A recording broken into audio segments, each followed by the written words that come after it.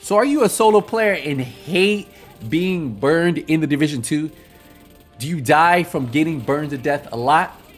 Well, what if I told you I have a build for you that will allow you to face tank those NPCs and allow you to take 0 burn damage? Well, if you've been looking for a build that still has enough DPS to drop these enemies in the open world and those missions on heroic content, well, you came to the right video. Because this video not only is going to give you enough hazard protection to take 0 burn damage, but as you guys seen, enough damage to drop these enemies instantly. And I would tell you, I was a little worried at first because I personally like having as much crit chance, much crit damage as possible, hitting as hard as possible.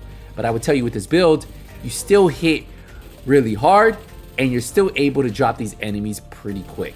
And that's what's amazing about the build.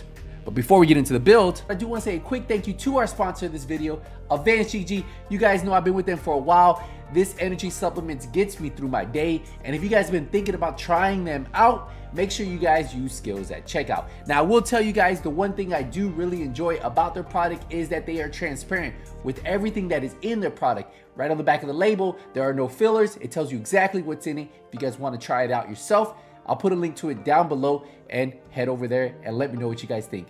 But let's get into the build. Now to start this build off, we are running the demo class, and the reason why is because this right off the bat gives us 20% burn resistance. Now, if you can spec your build out a different way, you won't have to run the demo class, but it's an easy way to not have to really worry about speccing the hazard protection into every piece. But for this build, I am running the demo class. For the weapon, I am using the Vector SBR. This is going to give me 72,000 damage with 1.5 million armor. We have 1200 RPM with 45 round mag. It has SMG damage, crit chance, damage to targets out of cover. And with this build, I felt like InSync helps it hit the most because we don't have a lot of red rolls. And with InSync, we're getting 30% weapon damage alongside 30% skill damage if they are hitting simultaneously. And that's why I think this is perfect for that. We do have crit chance on the scope, we have crit damage on the underbarrel, we have crit chance on the muzzle, and then we have 20 round mag. For your secondary, you can run whatever you want, whatever secondary weapon you want to run. Scorpio is a great option.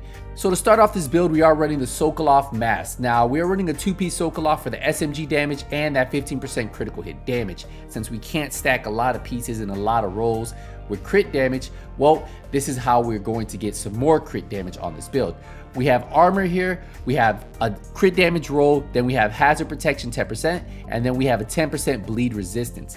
Now in PvE, you really don't deal with bleed resistance too much, so this is actually where you guys could actually swap this out for critical hit damage. But I'm going to leave it here because I feel like this build works great not only in PvE but also PvP. But yeah, so for the bleed resistance, you can take that off and put critical hit damage on this build. Now for the chest, we are running the second piece of Sokolov for that 15% critical hit damage. We have weapon damage, critical hit damage, 10% hazard protection, and then on this one to help us reach that crit chance of almost 60%, we are running a critical hit chance mod. We do have Intimidate on here. While you have bonus armor, it amplifies weapon damage by 35% to enemies within 10 meters, and that's where we're getting a lot of our damage. Now for the holster, we are running the Yao Gear holster. This gives us 10% hazard protection. Plus we have an armor roll. Then we have another hazard protection roll. And then we rolled critical hit damage on this piece. So this piece is actually getting us up to 20% hazard protection on one piece. Now for the knee pads, we are running Cheska. We do have a 2-piece Cheska on here because look what the 2-piece does. The 1-piece gives us 10% crit chance, but the 2-piece gives us 10% hazard protection. And then we have an armor roll, we have critical hit damage, and then we have a 10% hazard protection roll on the knee pads. Now for the gloves, we have our second piece of Cheska for that hazard protection. We have armor on here, we have crit damage and hazard protection. As you guys can see, since we are running an SMG, it allows us to run more crit damage on the pieces versus having to really spec into that crit chance. And then for the backpack, we are running a Grupo Soma backpack. This is going to give us that 15% critical hit damage. We have weapon damage on here. We have 11% critical hit damage.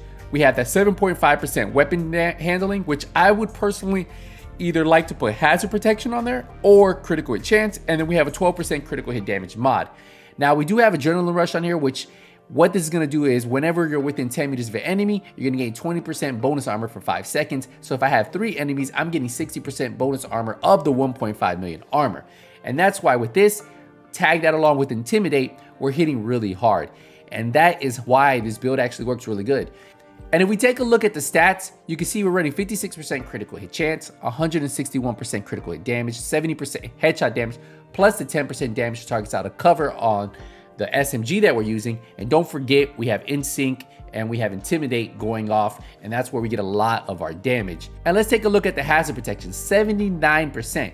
And don't forget, we can actually improve this if we get that backpack talent to run hazard protection versus that weapon handling. Now, we have 89% bleed resistance, 79% blind death resistance, 99% burn resistance, and everything else is at 79% because of the hazard protection. But the two that you really need to keep in mind, whether you're using this for PvE or PvP, is this burn and bleed. Honestly, burn resistance at 99%, nothing is going to affect you. And if you're playing PvE, well, the bleed resistance you can take off. And if you guys look closely, look at how I'm trying to make these enemies burn. They're outcasts, so a lot of their weak points cause fire, and what I'm trying to do is create as much fire as possible to show you I am taking 0 damage.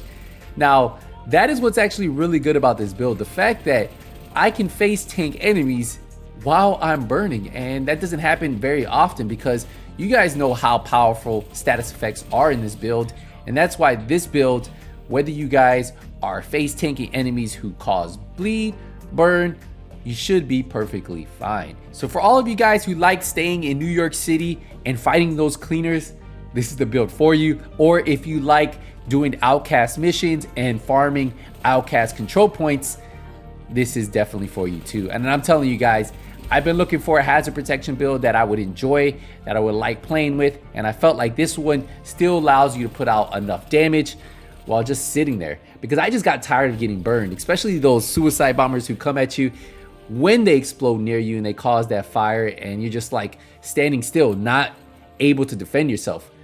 Well, with this build, you're able to do just that, and that's what I love about it. See, look at me just standing in the middle of all that, right?